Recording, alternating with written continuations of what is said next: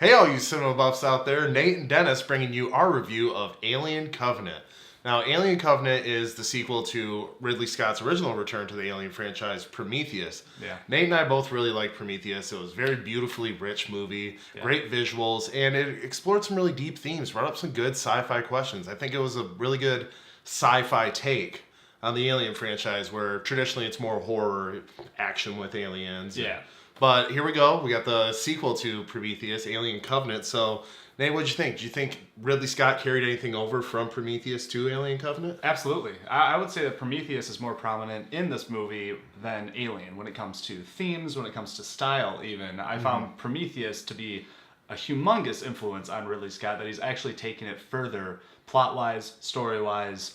This isn't a small, contained, personal plot. This explores it even further. Yeah, and it's kind of like a meeting your maker type thing where, you know, for instance, in the first one, you got David, the synthetic, who meets the humans who created them, and not the specific humans who created them, but it's the first time you really got to interact with them. Yeah. And he's interacting with them when humans try to go and find their maker. Yeah. And so I just like the layered, plot and the duality with, between a man and a synthetic human being. And speaking of David, the character David, played by Michael Fassbender brilliantly in the first movie. I thought in Prometheus he was really great. And he carried it over to this one. He's playing two different synthetics. They bring back David from Prometheus, and then he's this new one, Walter, and it's very distinct. So much. It's the personalities that...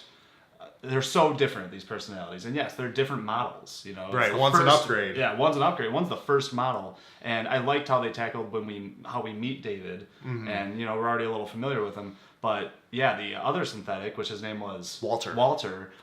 They didn't need to have any visual differences because they were so different. Ridley Scott, he's back in action doing what he created, Alien. Did you think that his direction was as great as it was in Alien or even Prometheus? I think the thing I liked about Prometheus was all the things I liked most, I should say, about Prometheus was all the stuff non-Alien. I feel like that movie was 75% sci-fi original, 25% Alien. And I'd say this one, it's like split right down the middle. Yeah, it really is. This is, yes, there is more sci-fi themes being explored. And the themes from the first movie go into a little bit deeper.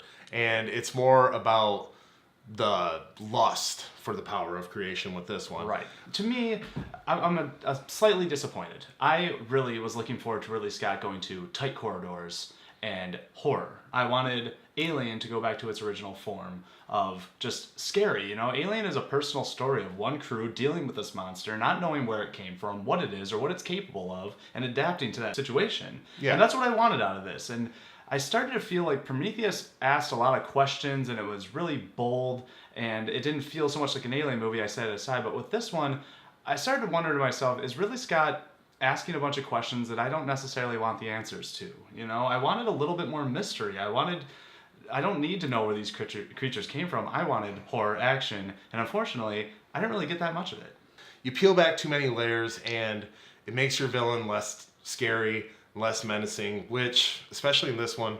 Let's talk about the villain. The CGI xenomorphs. I know. This is what I was hoping he wouldn't do. I was like, all right, keep practical effects for the close-ups, CGI for the wides. I'm totally fine with that, but it is CGI all the way. Yeah, and once again, that just takes away from the menace of the villain. The xenomorph, cool with the CGI, you can do things, you can look quick and, move around and maybe do some scary things, but I never thought the xenomorph was scary because it's fast. No, it's terrifying. When you see that thing, the real practical, puppet, you see that thing, you get scared. Yeah. With this one, it's a little too staticky, just all too over. Much. Yeah. And a big part of Alien as well is that they are capable of adapting to their surroundings, blending in. They can be stealthy, they can be quiet, they can hunt. And in this, they seem frantic and just very all over the place. One of the pluses I will say about this film, though, I did enjoy the setup. I enjoyed the crew. All the acting across the board is pretty top-notch, and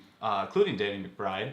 It really starts with a tragedy that sets the tone of dread through this film. And right when it got started, I was like, all right, these people are down. They're down on their luck, and they're sort of just taking a little bit of a chance. And I really like the way they set it up, but the dread didn't carry over into the action or the scares. It's kind of like the classic horror setup without the payoff. we're going somewhere where we shouldn't. Bad things are going to happen. Yeah. But what will we learn from it? And I didn't get it from this movie. No, and there was certain locations I did enjoy. When they first get to the planet, I thought it was pretty cool. I liked the scope. I liked the big shots. The sweeping shots I really enjoyed. I really just wanted it to be on a ship. I just really wanted it to be in a tight corridor ship where there's lots of ins and outs and there's lots of tunnels and it's very claustrophobic. And instead, this was pretty wide open until the last 15 minutes. I know we're pointing out a lot of bad things, but I did like David. I did like his character. I did like his growing intelligence and his curiosity of creation. There's a very cool scene with Walter and David where he's teaching him how to play this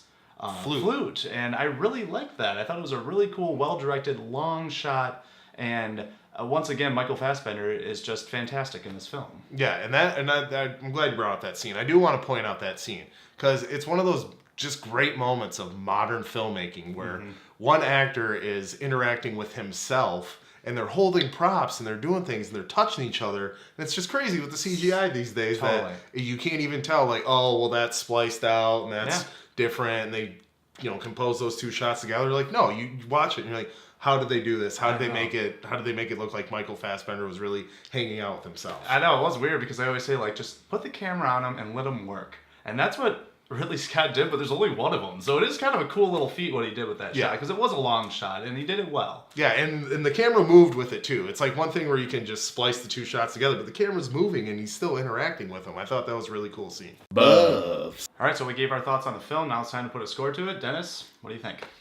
I know we kind of talked negatively about this movie, but there are good things in there. Once again, it is a very beautifully rich movie, just like the movies Ridley Scott has directed before. But there's just moments where it doesn't look as good, and they go into the themes from the earlier movie, which I liked, and they kind of explored and went deeper, but didn't really get the answers or the questions that I wanted. Yeah. So it's just one of those things where I got a little bit of what I wanted, but overall I was just let down. But it's still a decent movie. Yeah. Definitely one of the better chapters in the franchise. So I'll give it a 6 out of 10. Okay. I think we agree with each other quite a bit on this. I did enjoy my time with this movie. It wasn't exactly what I was looking for.